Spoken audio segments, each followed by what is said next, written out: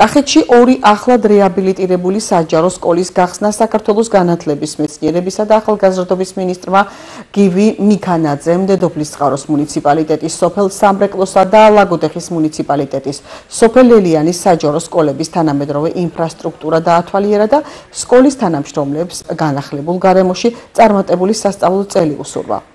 ორივე სკოლაში სასწავლო სივრცეების პარალელურად მოწყობილია საბუნებისმეტყველო და კომპიუტერული ლაბორატორიები, სააქტო დარბაზი, ღია და დახურული სპორტული ინფრასტრუქტურა, რეკრეაციული სივრცეები, რესურს ოთახი, ექიმის კაბინეტი, სასადილო და ბიბლიოთეკა.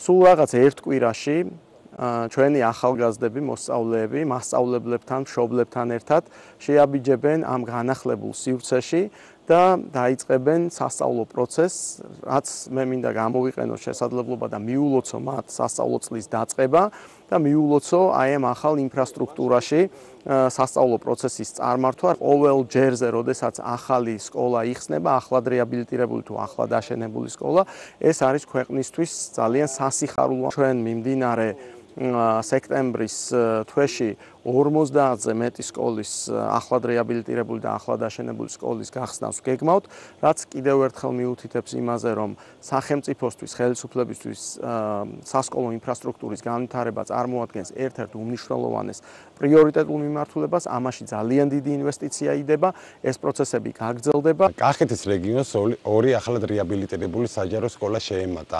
დღეს ოფიციალურად გავხსენით დედოფლის წყაროს მუნიციპალიტეტის სოფელ სამრეკლოს საჯარო სკოლა, რომელიც 300 მოსწავლეზეა გათვლილი და ლაგოდეხის მუნიციპალიტეტის სოფელ ლელიანის საჯარო სკოლა, რომელიც 400 მოსწავლეზეა გათვლილი.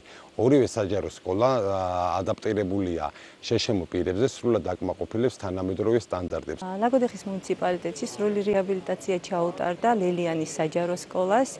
ახალი სასწავლო წელი 15 სექტემბერს განახლდება და ჩვენს მოსწავლეებს, პედაგოგებს საშუალება ექნებათ, რომ სწავლა განაახლონ სრულიად რეაბილიტირებულ, თანამედროვე სტანდარტებითა და ტექნოლოგიებით აღჭურვილ სკოლაში.